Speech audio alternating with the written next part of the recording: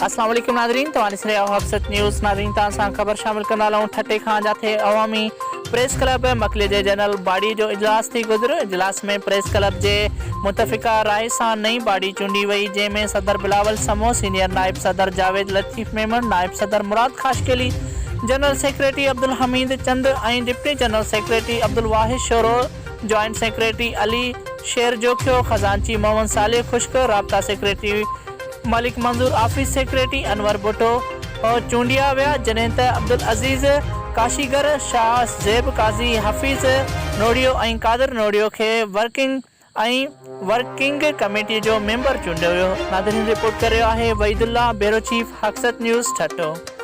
वधीक ख़बरुनि खे ॾिसण जे लाइ ॾिसंदा रहो असांजो चैनल ऐं विज़िट कयो फेसबुक ते, यूट्यूब ते हक़सत न्यूज़।